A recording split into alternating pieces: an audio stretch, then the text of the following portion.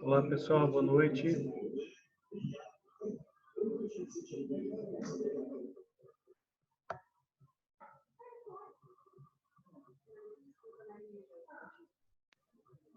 Alô, alô. Boa noite, Gabriel. E Lucas. Boa noite.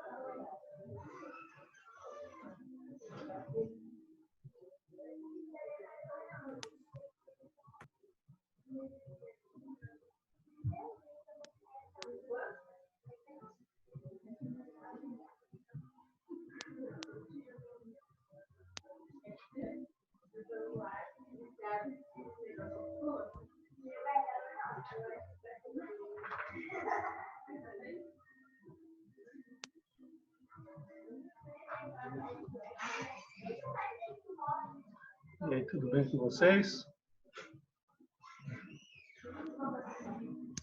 Tranquilo, professor. E com você? Aqui também, graças a Deus, estamos todo mundo em paz aqui. Só ansioso para começar a sua aula, viu? Recomeçar. Voltar para a nossa sala de aula. Bem, não.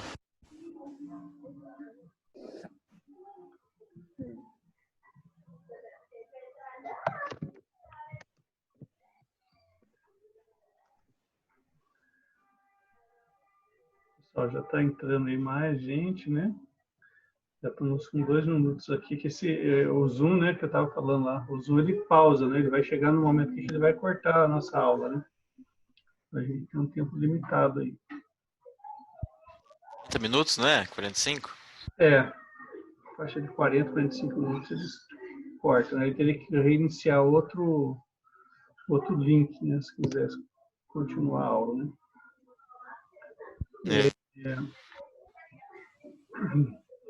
Pessoal, vocês que já estão aqui, eu queria ver com vocês o seguinte. Nós temos 2 listas de exercício, né, para poder fazer correção. E temos também, eu queria fazer meio que uma revisão com vocês, a gente retomar alguns assuntos, ver como estão as dúvidas aí em relação ao que a gente já estudou até agora, né? E como a gente ainda não sabemos ainda como vai ficar o sistema nosso de avaliação, então, tudo indica que nós não teremos P1, né? Então, a gente não sabe como que vai ficar a questão de nota. Então, eu queria dar uma retomada em alguns conteúdos que vocês tiverem dúvida aí para a gente relembrar esses que a gente estudou, né? Porque o tempo vai passando e vai ficando bem longe, né, o conteúdo, tá bom? Antes da gente fazer o exercício, a gente tem aqui, eu vou compartilhar minha tela com um slide aqui lá da nossa primeira aula. Deixa eu pegar aqui.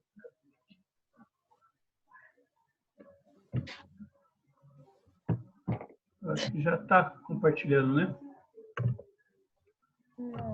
Não? Deixa eu ver aqui. Eu acho que agora vai compartilhar. Vocês estão vendo a minha tela? Sim.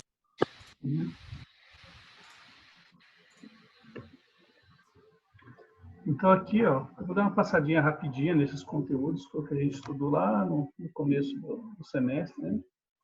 Então a gente falou aqui das definições aqui de contabilidade, os tipos de organização que a gente abordou, né? Então, para a gente fazer uma retomada disso aqui, tá? Então, a gente falou que era ciência, falamos, né, que a contabilidade é uma ciência que estuda o patrimônio, né, o patrimônio das empresas.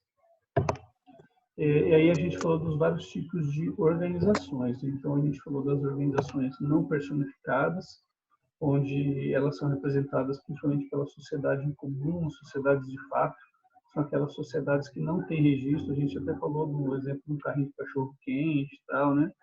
que as pessoas trabalham ali sem uma empresa formalizada, né? Uma sociedade que a gente chama de irregular também, tá?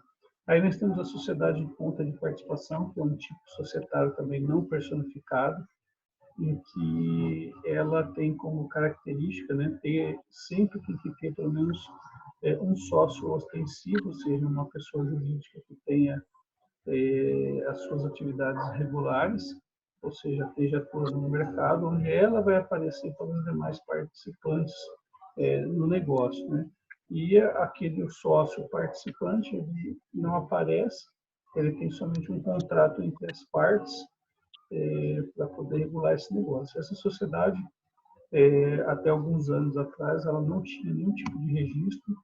De alguns anos para cá, a Receita Federal passou a exigir a abertura de um CNPJ, mas não significa abertura de uma empresa, é só para controle, né, para efeitos de SPED, tá? Então, para ter um controle mais, vamos dizer assim, mais afinado, né, com a estrutura do SPED, tá? Aí nós falamos das empresas, né, as organizações que são personificadas. Falamos aqui que elas têm que normalmente levar registro na junta comercial. Nós temos as empresas, assim, chamadas de simples, né? Nós falamos das empresas cooperativas. Então, são todas elas, cada uma com a sua legislação específica, mas todas elas precisam ter no registro em algum tipo de órgão, né? Então, como as empresárias na atividade, vamos dizer assim, na JUSESP, né, que é a atividade de lucro, as simples, que são aquelas representadas principalmente por sociedades de pessoas, né, então advogados, médicos e tal, e registro em cartório. E a cooperativa também tem a sua atividade registrada, mas ela precisa ter aí assim, segue uma lei mais específica, tá? Aí nós falamos desses tipos societários, alguns deles não são muito utilizados, tá? Estão aí em desuso, mas vamos falar logo na sequência. A sociedade anônima coletiva é um tipo societário que é pouco utilizado, tá? A gente, na maioria das vezes, a gente não vê esse tipo de empresa, é bem difícil, né? Normalmente elas são representadas aí por pessoas físicas, né? A sociedade comandita simples também é um tipo societário que também está em desuso, que a gente falou. Aí a sociedade limitada, essas são as mais importantes, são as que mais têm empresas atuando no mercado atualmente, né? Mais de 90% das empresas brasileiras são desse tipo societário. Então aqui a gente dá um pouco mais de ênfase porque ela é muito mais comum, muito mais utilizada. Então nessa sociedade ela é restrita, né, às cotas dos sócios. Então eles respondem solidariamente pela integralização do capital. Então, se você não integralizar o capital dela, os sócios acabam respondendo, né, com o seu patrimônio pessoal. Ela pode ter regência supletiva pelas normas da SA, ou seja, pela Lei 6.404. Então, o que acontece? O empresário ele pode, ao elaborar o contrato social dessa empresa, ele colocar uma cláusula que vai seguir as normas da SA. Então, ela tem essa possibilidade, né? No contrato dela, ela pode permitir administrador não sócio. Ela depende de deliberação dos sócios em diversos tipos de matérias, né, que sejam previstas em lei ou no contrato social. Então, normalmente, por exemplo, um sócio, para ele poder vender um ativo, né, ele precisa ter autorização dos demais, senão ele não pode vender. Isso normalmente tem cláusulas contratuais falando sobre isso, tá? A sociedade anônima, que é regida pela Lei 6.404, é um tipo, as maiores empresas estão nesse tipo societário, representam uma parcela significativa de empresas que estão com capital aberto na Bolsa de Valores, algumas poucas de capital fechado, né, mas também são SAs. Então, ela segue toda essa legislação da Lei 6.404, completa, e mais as empresas que estão na Bolsa de Valores seguem também as orientações da CVM. As comanditas por ação também tipo, seguem muitas regras das SAs também, só que elas estão em desuso.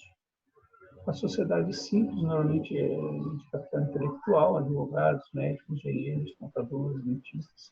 Né? Elas não têm registro em junta comercial, é registro em cartório. e ela pode ser estabelecida sob forma limitada, em nome coletivo e comandita simples. Okay? Sociedade cooperativa, a gente falou que elas têm uma legislação especial, que é a Lei 5764 de 71. Elas têm variabilidade ou dispensa de capital, tem número mínimo de sócios, tem uma série de limitações. Né? Cada sócio tem direito a apenas um voto, então ela tem algumas regras específicas aqui. Esse tipo societário está crescendo a cada dia. Né? A gente tem visto hoje muitas cooperativas, né? Por exemplo, cooperativas de médicos, cooperativas de, vamos dizer assim, financeiras, né? São bancos, né? Em formas de cooperativa. Né? Então, a gente tem visto que ela tem crescido esse tipo societário. Outra diferença que a gente tem aqui nas empresas, né? Uma outra classificação, seria a gente tratar elas como empresas nacionais e empresas, vamos dizer assim, não nacionais ou estrangeiras. Então, as nacionais, elas exigem, né, que os sócios sejam brasileiros, segue a nossa legislação e não pode mudar a nacionalidade sem o consentimento unânime dos sócios. Okay?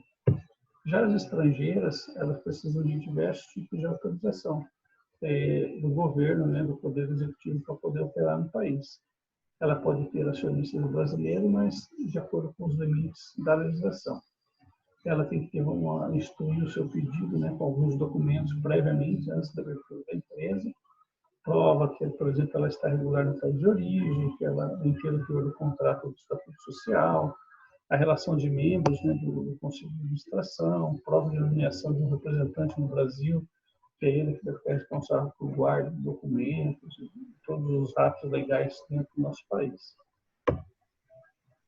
Nós falamos da importância, né, da contabilidade no Código Civil, então ela estabelece aí no artigo 1979, né, que todas as empresas são obrigadas a levantar balanço patrimonial e resultado econômico, que é a DRE, que elas têm diversos livros obrigatórios, né, que ela tem também, que elas precisam ter registros, né, desses livros, alguns têm que ser autenticados na junta comercial, e também precisa ter sempre um contabilista legalmente habilitado, ou seja, um contador com um CRC ativo ou um técnico de contabilidade, de acordo com o tipo da empresa.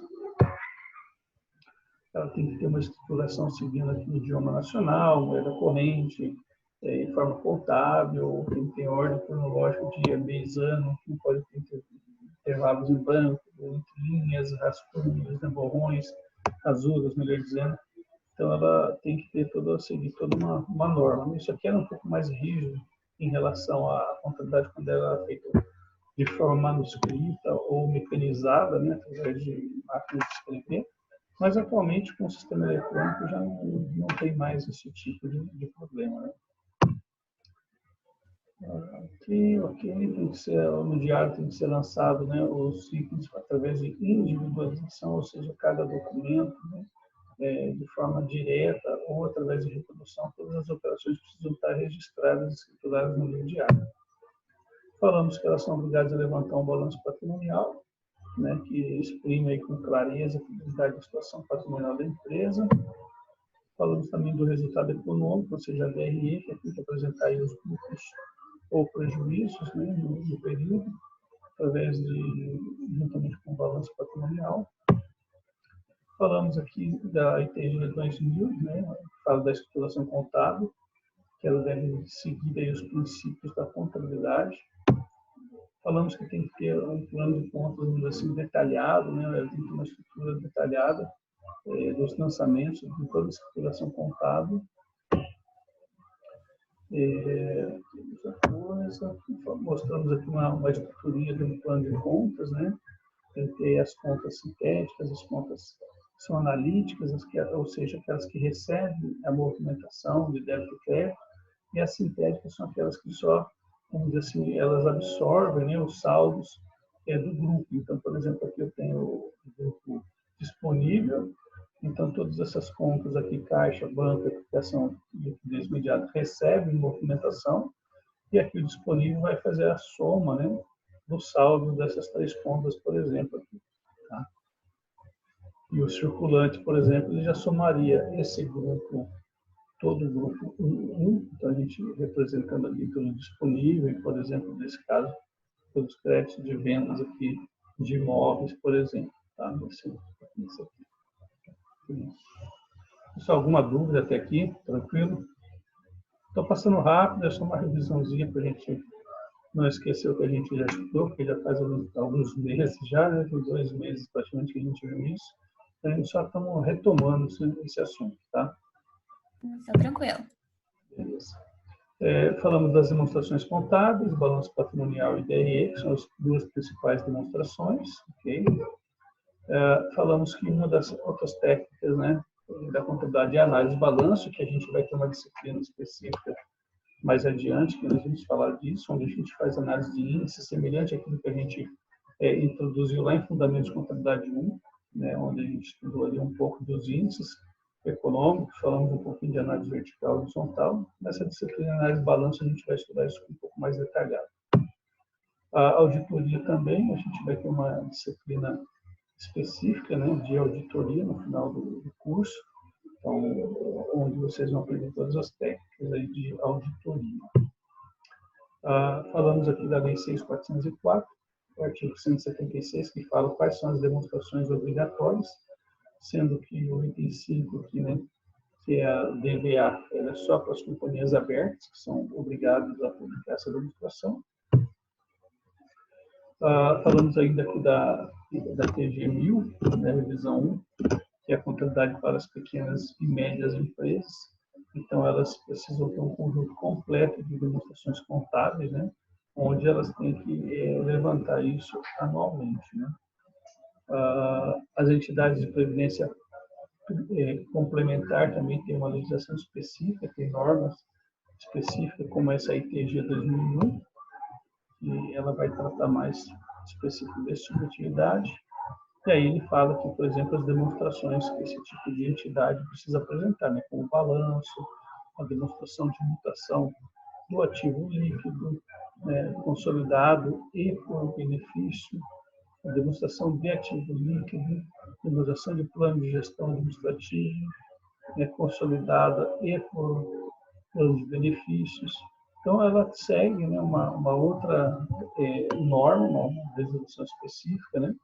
Então, ela tem aí algumas diferenças, né, dos nomes e das demonstrações. As entidades sem fins lucrativos, nós vamos entrar já na nossa próxima aula. Na aula passada, a gente já falou um pouquinho delas, deu uma introduzida no slide dessas entidades sem fins lucrativos, né? E nós vamos já, a partir já da semana que vem, se Deus quiser, a gente já vai estudar um pouco mais detalhado sobre essas entidades. Então, elas apresentam aí as contas de receita e despesa, né? Então, elas têm que separar as com e sem gratuidade, elas não levantam lucro ou prejuízo, mas sim superávit ou déficit. Então, isso também tem que estar de forma segregada. Elas têm normalmente atividades voltadas para a educação, saúde, assistência social, entre outros, né? Aqui também as demonstrações que elas têm que apresentar. Então, de acordo com a ITG 2002, então ela tem balanço patrimonial, a DRE, demonstração das limitações do patrimônio líquido, né, demonstração de fluxo de caixa, notas explicativas, né, tudo que ela tem que apresentar. Aí falamos das entidades esportivas, em que elas também têm uma norma específica, né? E elas precisam ter as suas atividades segregadas, suas contas segregadas também, de acordo com a atividade que ela desenvolve. Aqui as demonstrações que ela também tem que apresentar: demonstração do balanço, DRE, demonstração do resultado abrangente, as mutações do patrimônio líquido, demonstração de fluxo de caixa e notas explicativas.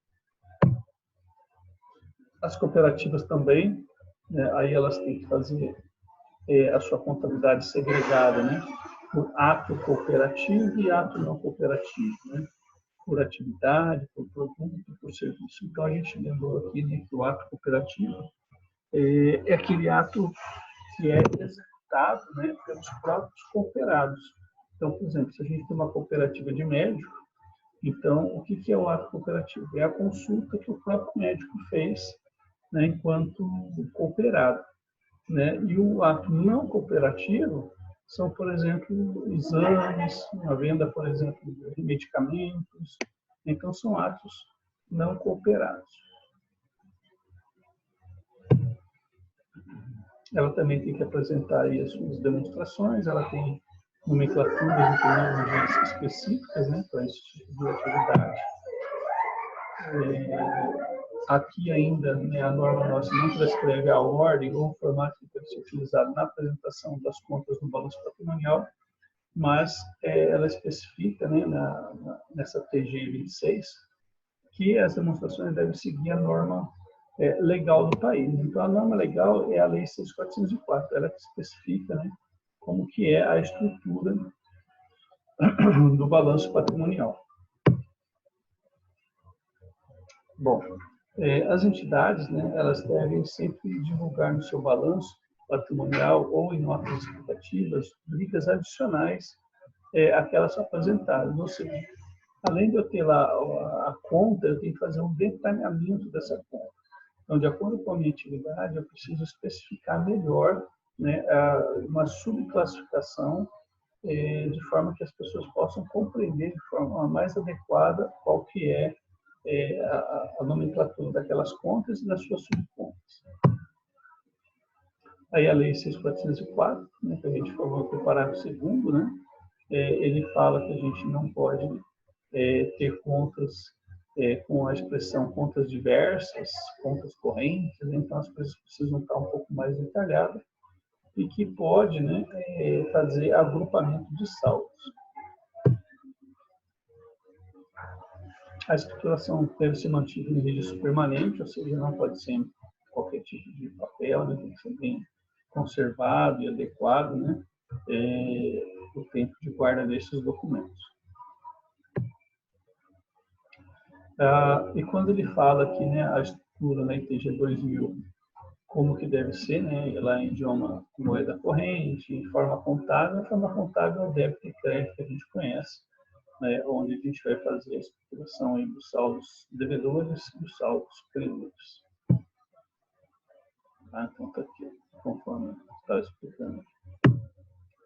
Aí nós tínhamos uma lista de exercícios dessa aula, nós fizemos, e tem uma lista de exercícios aqui, depois nas próximas aulas a gente dá uma revisada em outros dados, porque eu já estou vendo que está com 38 minutos, nós temos aí praticamente já foi quase 25 minutos da aula.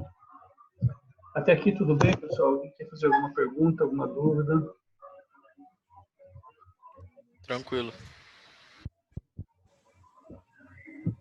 Ok. Bom,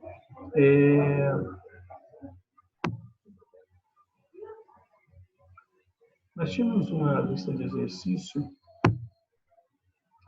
que eu passei para vocês, que era, acho que essa aqui, ó, no dia 16 de março. Várias perguntas, ok? Então, eu acho que eu não postei o gabarito dessa questão aqui, né?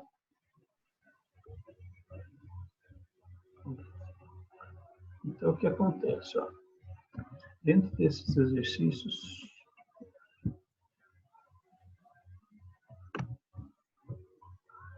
a gente tinha aqui algumas questões. Deixa eu tentar aumentar, não sei se vocês conseguem enxergar aí. Então, eu tenho aqui, por exemplo, alguns conceitos, né, que a gente começou a colocar, porque a gente falou das empresas do setor industrial. Então, a gente falou aí das empresas do setor industrial, e aí a gente falou de alguns conceitos, né, de custos, né? E aí, dentro desses conceitos, eu passei essa lista de exercícios para vocês responderem. E eu, que eu me lembro, acho que eu não postei o gabarito dela. Tem um gabarito aqui, para a gente fazer aqui uma correçãozinha, né? Então, o que acontece? Ó, quando eu tenho aqui, ó, esse conceito, a parcela do gasto que é aplicada na produção ou em outra função de custo, quer esse gasto tenha sido desembolsado ou não é chamado de... É isso com palpite aí. Você. C? Quem mais?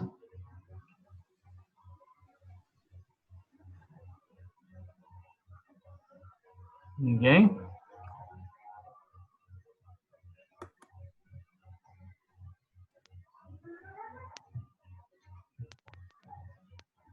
Olha lá. Olha o gabarito ali, Gabriel. Você acertou, viu? Lucas Gabriel. Scarpim. Boa. Não é você mesmo, tá? É o custo. Aí aqui ó, temos uma outra pergunta, né? Falava assim, ó, tecnicamente, né, a parcela ou a totalidade do custo que integra a produção vendida deve ser designada por...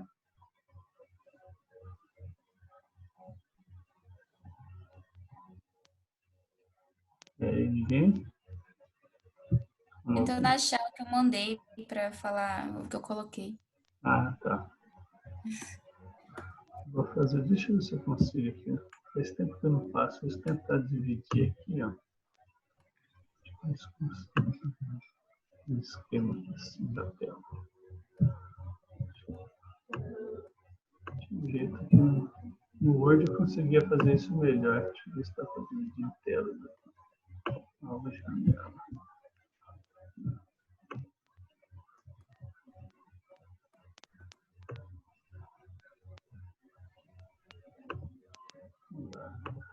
Aqui do lado tá mais fácil.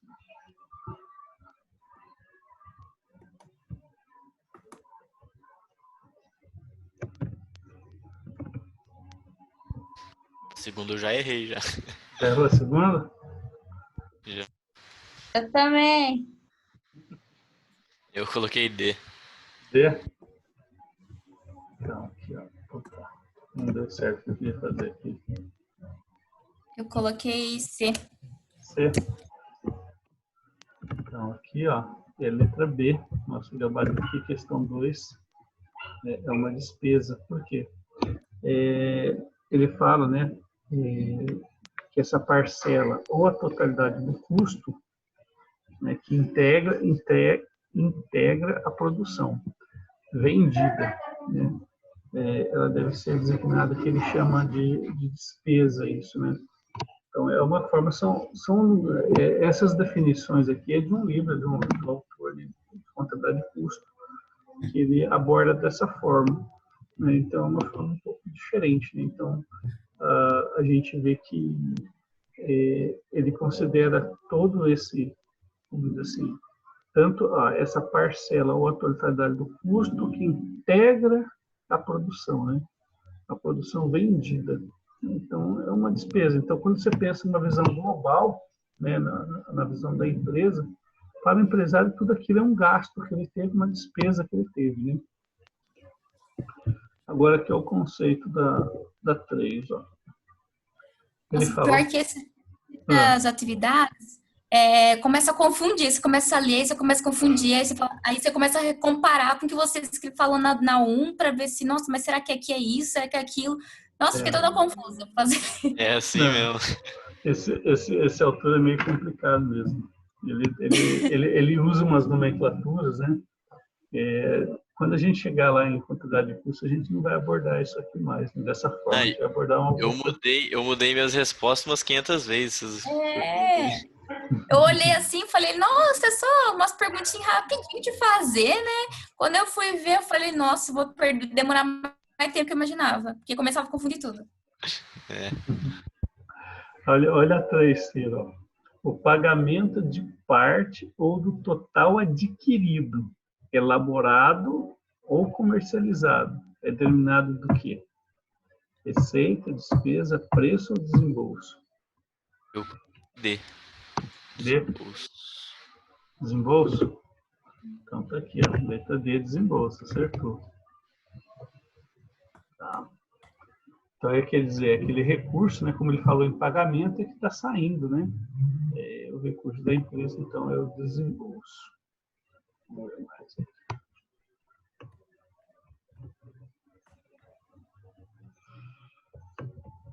Aqui, ó, essa outra. Segundo os conceitos contábeis e a legislação brasileira, fiscal brasileira, depreciações e amortizações são custos quando abrange os bens do ativo imobilizado, utilizado nos órgãos de...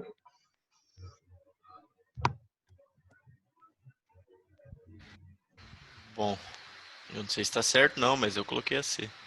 Eu Sim. também coloquei produção. Produção, letra 4, letra C, produção gabaritada. Então, o que acontece? Quando tenho, né, no setor de produção, numa indústria, né, então todos os, vamos dizer assim, a depreciação, né, vamos dizer assim, ou a amortização desses bens que pertencem ao setor de produção, né, então, quando a gente faz a depreciação, eles são alocados para o setor de produção, porque eles estão vinculados à produção da empresa, ao produto, né, em que ela desenvolve, né. Então, diferente do setor administrativo, né? Quando se fosse do setor administrativo, ele não compõe o custo de produção, não o custo, vamos dizer assim, direto, né? Então, ele entra como uma despesa, então ele vai compor os gastos da empresa de forma mais indireta, né? Agora aqui, ó, 5, ó, o valor estabelecido... Ô, professor, rapidinho. Só para saber se, caso acabe o tempo, você vai abrir outra reunião ou... Eu abro, acho que dá tempo de abrir, sim. A gente perde alguns segundos aqui, mas a gente abre outro. Tranquilo, beleza. Tem bastante exercício, né? O que acontece aqui, ó?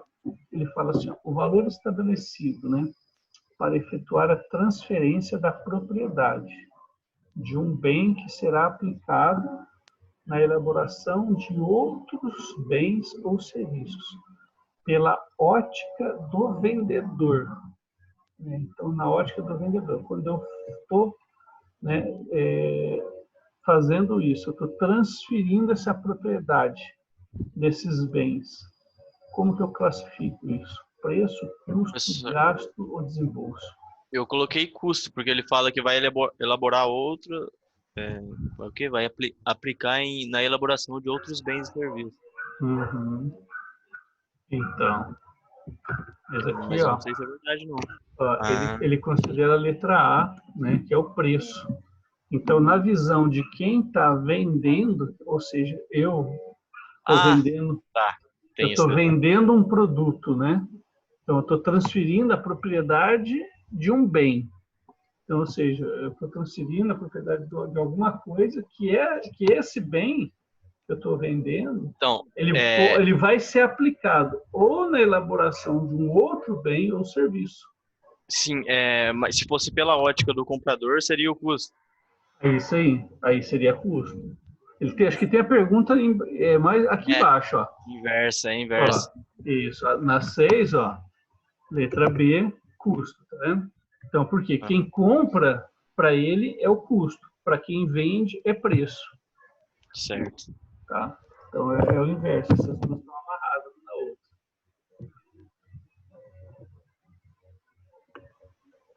Agora, 7 aqui, ó. O valor recebido ou a receber, resultante da soma das diversas multiplicações do preço pela quantidade vendida de cada bem. Então, eu tenho lá uma quantidade de bens, né, tenho a soma de diversas multiplicações de preço vezes quantidade. Então, eu tenho o preço do produto vezes a quantidade vendida. O que é isso? Nossa, peraí. São das diversas multiplicações.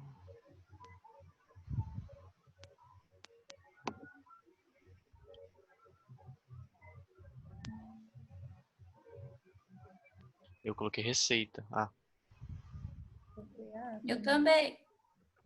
Vai ser essa aí mesmo, ó, 7A. É isso mesmo. Então, quer dizer, você tem lá a quantidade de itens, né? Aí você está multiplicando. Ó, vendi 10 itens a R$10, vendi 50 itens a tanto. Então, tudo isso aí, o somatório de tudo isso é minha receita. Agora, ó, o valor pago ou assumido para obter a propriedade de um bem, incluindo ou não a elaboração e a comercialização, considerando as diversas quantidades adquiridas, elaboradas ou comercializadas. É denominado de Gasto? D. gasto. Coloquei a D. D. Isso. Colocar o D? Então, acho que é isso mesmo. Lá. 8D. Tá? Depois aqui, ó, 9. Ó, um gasto ligado ou não à produção, né? De um bem ou de serviço e ocorrido anormal e involuntariamente, sem ligação com a geração de receita. É designado de letra C, perda, né? Então, é aquilo que não tem a ver com a atividade operacional da empresa.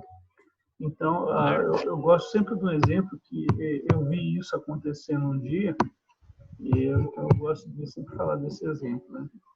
Um caminhão, por exemplo, que está lá fazendo uma entrega numa empresa, e esse caminhão vai e faz, por exemplo, uma manobra lá no pátio, lá uma coisa, e bate num prédio, ou bate num outro veículo da empresa, e causa um dano, né, na empresa. Então, o dono daquele caminhão, a empresa dona desse caminhão, vai ter que ressarcir, né, aquele cliente dele. Então, esse ressarcimento, né, desse gasto aí, para quem gerou ele, é uma perda, né, porque ele não faz parte da atividade operacional da empresa. Né? Então, por ele não fazer parte da atividade operacional, ele é uma perda. Tá? Muito bem, vamos lá. 9C, ok.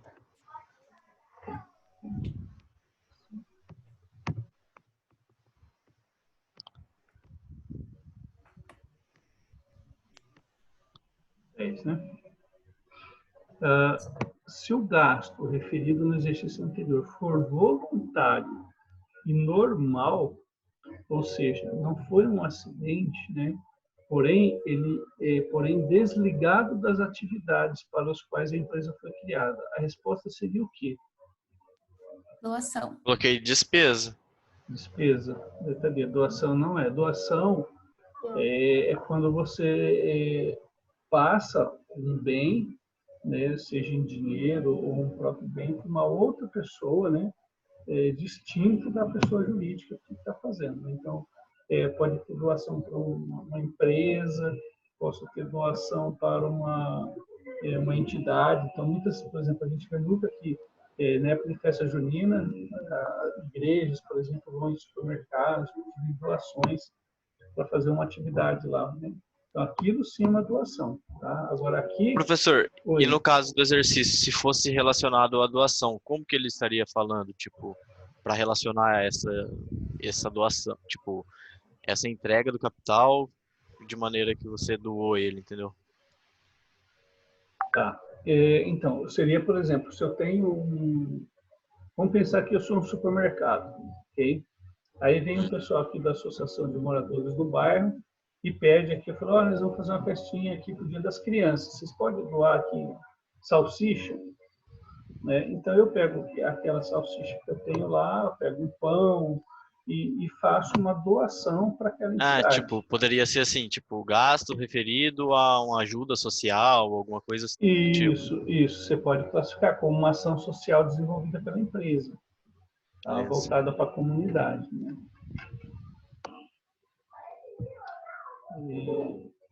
Agora, 11, né?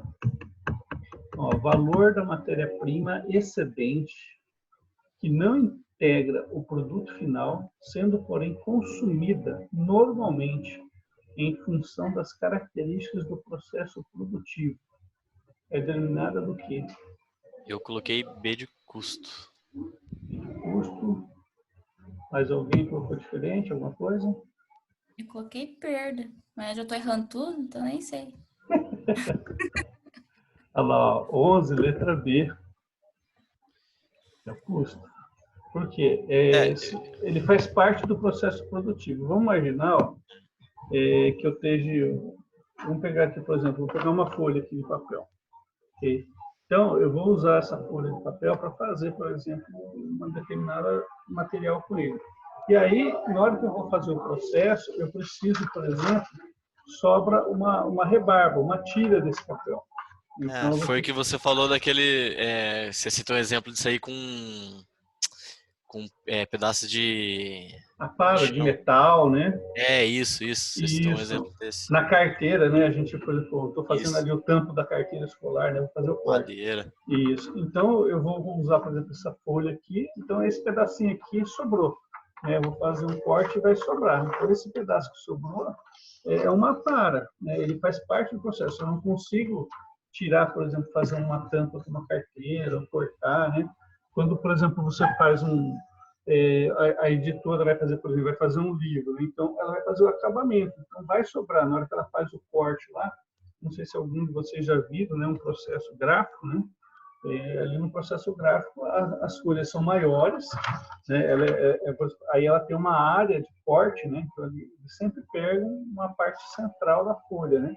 E sempre sobra as beiradinhas, né? Então isso aqui é uma perda natural no processo produtivo, né? Então aí ela faz parte do custo do produto, tá? Ela é dentro do processo produtivo, então ela é classificada como custo. Professor, mas tipo assim, caso, por exemplo, no caso das gráficas, essa sobra de papel eles podem destinar de outra forma para gerar lucro, não podem?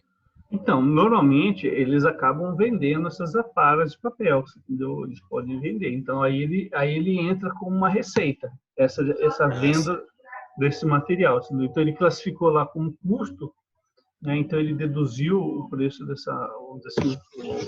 entrou como custo daquele produto, mas se ele obteve uma receita com essa venda desse papel, né, dessas aparas, então ele vai tributar essa receita, entendeu? Certo. Então, ele tem que tributar ela. Questão 12. Ó. Se o consumo da matéria-prima do exercício anterior tivesse sido acidental, ou seja, de forma involuntária e anormal, a resposta teria sido qual? Deixa eu ver. 12, eu coloquei a letra C. Agora é perda. Agora está correto.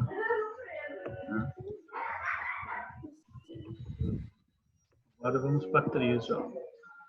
Depois de iniciada a produção, quer o produto seja comercializado ou não, isto é, quer haja venda ou não, o valor do aluguel do período decorrido, pago ou não, de um imóvel, para armazenamento do produto acabado, segundo os conceitos contábeis e a legislação fiscal brasileira designada do quê?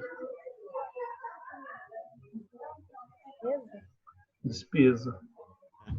Porque não está relacionado com a produção, né, deles. Exato. Exatamente, né? Ele não está mais vinculado com a produção, o produto já está acabado, né? Então essa aqui é a palavra-chave aqui. Questão 13, né? 13 aqui, ó. Gabarito B, despesa. Depois a questão 14, ó.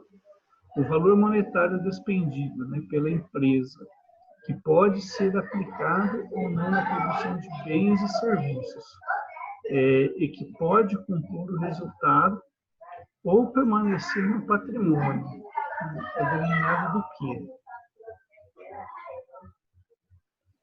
Então, vamos lá. O valor monetário despendido pela empresa, ou seja, recursos, né, que pode ser aplicado ou não na produção de bens e serviços, e que pode compor o resultado, né, ou permanecer no patrimônio. Bom, no meu gabarito que tá, mas olhando assim, eu acho que eu chutei.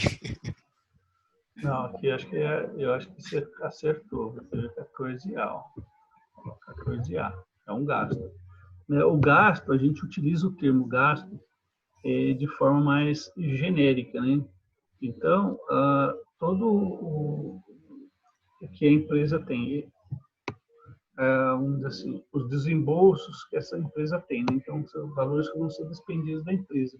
Se eles estiverem vinculados a produção vai ser um custo. Se eles estiverem vinculados a uma área administrativa, vai ser uma despesa. Mas, o geral, a gente costuma dizer que tudo isso é um gasto.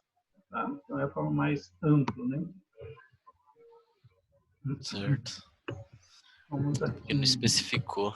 Ele falou, quanto à natureza, os custos podem ser classificados em... Aí eu tenho custo de comercialização, de produção e de administração. Eu tenho custos diretos e indiretos, custos realizados e a realizar, custos de matéria-prima, mão de obra e depreciação. E aí? Essa frase aqui me deu um rolê toda. É muito confuso. E eu coloquei a D. Coloquei a B. B de bola e D de dado. Essas últimas aí, eu achei bem... A cabeça já não estava tava pirando funcionando já. direito. Deixa eu ver. Esse livro está bem aqui atrás. Né?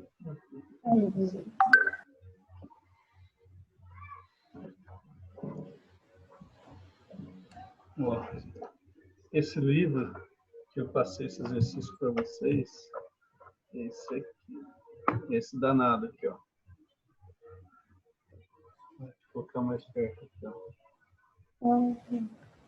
Esse é o livro que tem essas perguntas aqui, ó. Eu tirei dele esse questionário aqui. Então, o que acontece? Ó? Ele trata a classificação dos custos, ó. Olha o gabarito que ele dá aqui, ó. Nós estamos na 15, né? Isso. 15, ela classificou como Nossa, D. acertei na cagada. Então, a natureza dos custos, né? Então, quando ele fala natureza, então ele está especificando aqui, ó, né? Eu tenho custos de matéria-prima, custo de mão de obra, custo de depreciação, aí eu tenho custos de embalagem, tenho custos de produtos intermediários. Essa é a classificação que ele está se referindo, né? Nessa questão. E a questão 16 aí, ó. Ele fala para a gente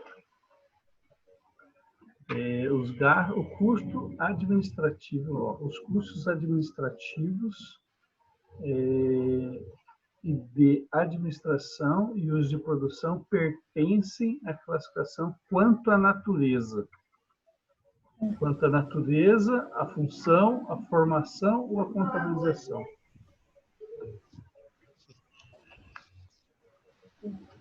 Eu coloquei a, mas agora eu acho que não é mais a. Eu coloquei a D de novo, mas essas aí eu não responsabilizo por nenhuma. Essa lista desse livro aqui, ó, deixa eu ver quantas questões ele tinha. Ó, 70. Só nesse capítulo, ó, ele tinha, ó, eu coloquei só até 21, né? Ele tinha, cadê aqui? 70, 70, ó, aí ele tinha até 75, era nesse mesmo molde, 4 alternativas. A 76, por exemplo, ele dividiu ela em letras A, B, C, D, E, F, G. Aí cada letrinha com 4 alternativas. Foi até o do X, Y, Z. Você acredita? Ele fez isso. Aí depois na 77 ele fez a mesma coisa. Ele dividiu a questão 77 até o Z. A 78 ele foi até o Z também. Então, tem muita questão de custo. Muito, muito, muito. O total de questões aqui... Professor, eu acho que a live tá para acabar, hein? Sim, é verdade, cara. Nós começamos com 4h35, né? 15, nós começamos 15, né? Vai acabar mesmo. Ele deve parar a qualquer minuto aqui. Então, ó, nós estamos na questão 16, né? Então, a questão 16, ó, o gabarito dela era a letra B. Então, ele falava quanto à função dela. Então, os custos administrativos, aqui ele está separando os setores, né? Então, função administrativa e função produção. Tá? Ele está dividindo nessas duas áreas, vamos dizer assim. Depois a questão 17. Ó. Agora aqui ó, ele fala quanta função os custos podem ser classificados em. Né? Então aqui ele já faz vamos dizer assim, uma outra visão, né? Desses custos que vocês colocaram aí.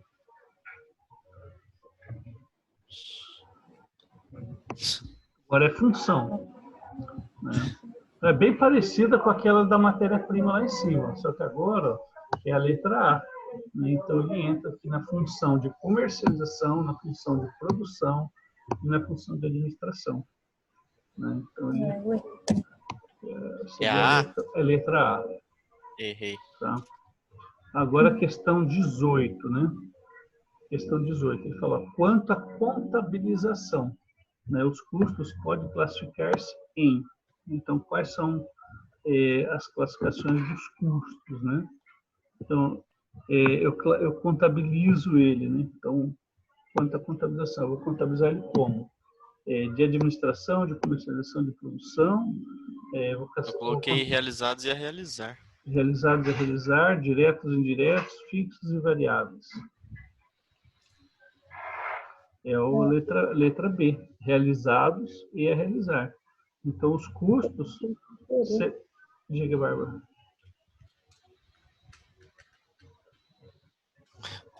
Acho que ela não quer falar, não. Quer não? Então, tá bom. Então, o resto do pessoal acho que não está nem aí. Não sei se tem mais gente aqui. Deixa eu ver quantos que estão aqui.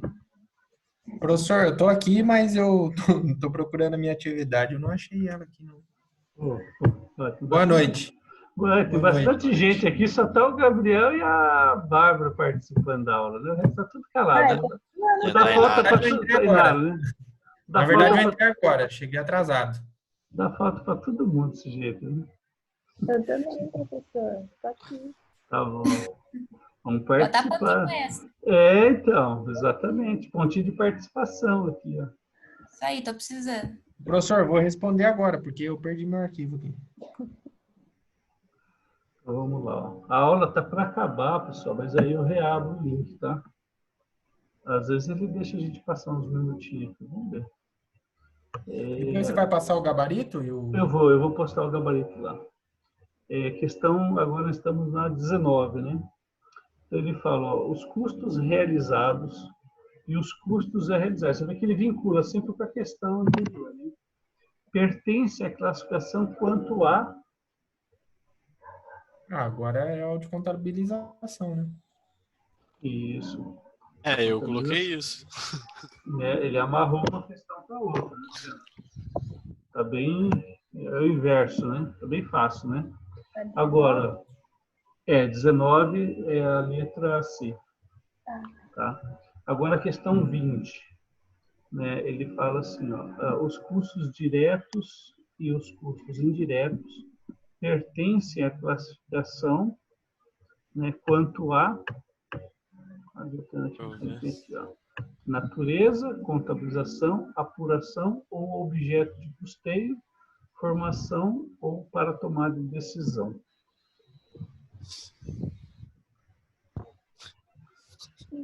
Complicou, hein? Essa é complicada. Eu acho que até eu estaria errado. Essa aí eu chutei a C. Mas certeza que errei. Esse Lucas tá bom de chute. Esse menino é bom para chutar, viu? Tá brincando que acertou. O cara vai passar no CRC chutando. Vai, viu? Passar no CRC chutando. Depois você dá uns números pro pessoal aí no grupo para jogar na Mega. Fazer um bolão aí, chuta uns números aí. 21, pessoal. Quanto à apuração ou ao objeto de custeio, né? Então agora ele falou lá em cima, né? Aí ficou fácil agora, né? Os custos podem ser classificados em... Diretos e indiretos, né? Diretos e indiretos, né? Direto e indireto. É 21. 21 letra A, certinho.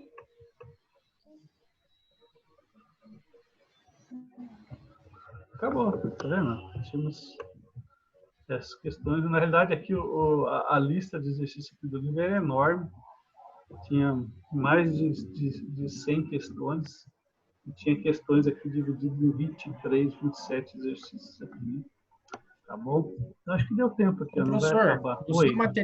no seu material de custos, não estava tão minucioso assim não, hein? Você fez pegadinho. Não. Isso aí era para vocês quebrar testando mesmo. Queimar testando aí. Né? A gente trabalhou mais superficial ali, né? Porque a gente vai aprofundar um pouco mais na questão de custos, na disciplina de custos mesmo. Né? Então, aqui é mais um aperitivo, né? Para a gente poder se preparar para a nossa outra disciplina. E lá eles vão praticar um pouco mais. Então, na disciplina de curso, a gente vai fazer um pouco mais de cálculo. Né? Aqui é mais teórico um pouco. Mas a gente vai rever vários desses conceitos lá na disciplina de custos, tá? Entendi. Beleza. Tá? E a gente vai falar sobre custos direto, indireto. Vamos falar o que são esses custos fixos, o que são os custos variáveis. Né? Então, tudo isso a gente vai trabalhar depois na disciplina de custos, tá? Maravilha. Pessoal, como pediram para eu estender o prazo, né, para entregar o exercício que era para entregar hoje às 19 horas, então eu não vou dar a resposta agora, tá? Das questões de hoje, tá? Porque tinha umas questões que era para entregar, eu tinha colocado até às 7, se todo mundo tivesse entregue até às 7, eu ia corrigir agora. Né? Mas como pediram para eu adiar o prazo, eu coloquei até às 23h50, até às 22 de hoje. Então, depois que o pessoal postar aí as respostas, né? Aí eu posto também o meu gabarito, tá bom? Sim, eu entreguei faltando 15 minutos, achando. Professor, a 6 lá, era só aplicar aquela formulinha que tinha nos slides lá, né? Era. Deixa eu ver aqui, ó. Deixa eu pegar as questões aqui, ó. Questão... essa aqui, aula 2. O gabarito está ali prontinho ali, ó.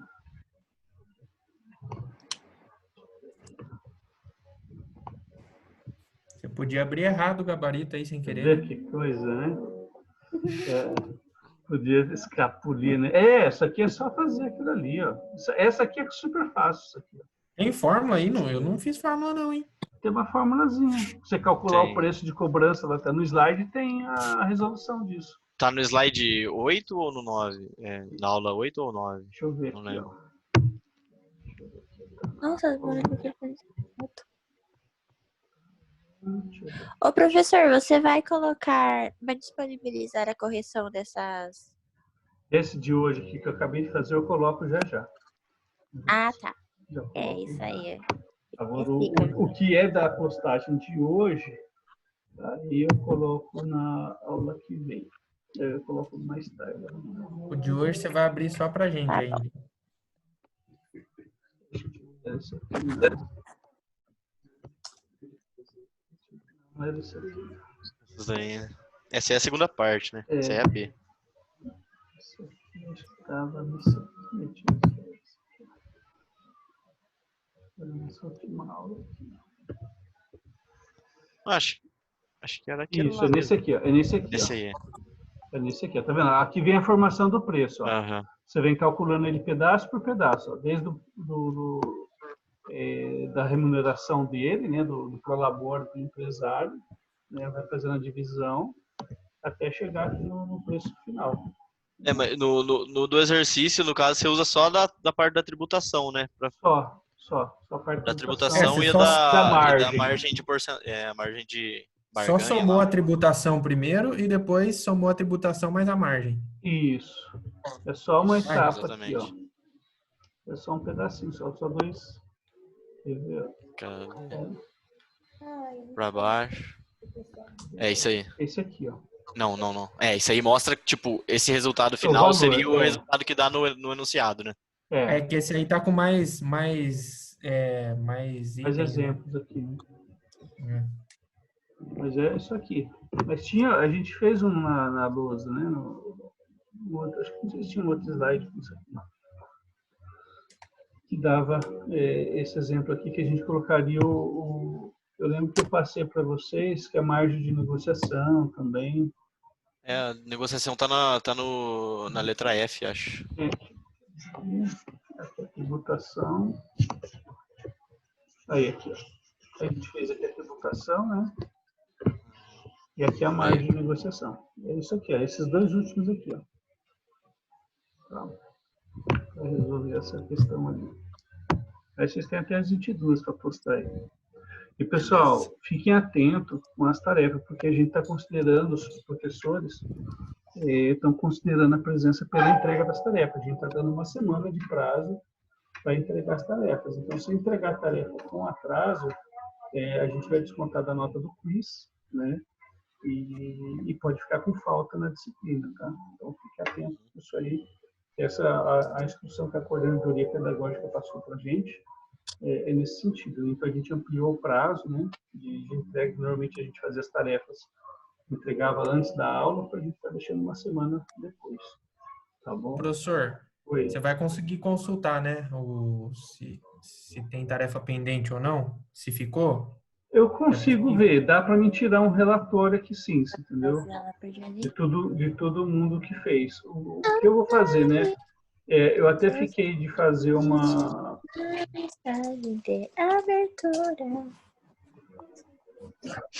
Eu fiquei de... Uma pessoa cantando aí. Eu tive a impressão que era a Rebeca, não sei. Não sei quem era. Eu não sei não. O que acontece?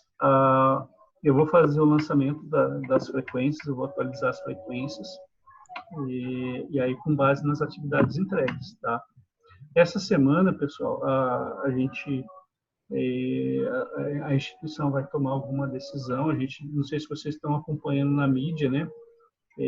O Ministério da Educação está soltando algumas resoluções. Ontem soltou uma, hoje soltou outra, com algumas orientações, né?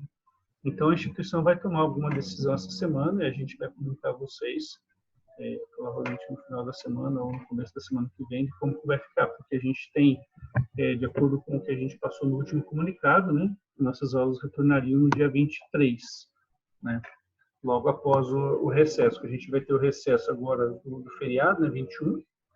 Então, a gente já não teria aula, né, no sábado, 18, 19, 20 e 21. Retornaria a aula normal dia 22. Então, como o Estado decretou a quarentena até o dia 22, então a gente está respeitando, por enquanto, essa norma de quarentena. Então, teoricamente, a gente retornaria às atividades dia 23. Mas nós temos que aguardar, né? Teoricamente, né? Que eu acho impossível. Eu, Wander, falando como Wander, não como professor e coordenador, eu particularmente acho que a gente não volta por causa do estado. Eu estou vendo aqui, principalmente aqui no nosso estado de São Paulo, está crescendo demais o número de infectados e óbitos, né?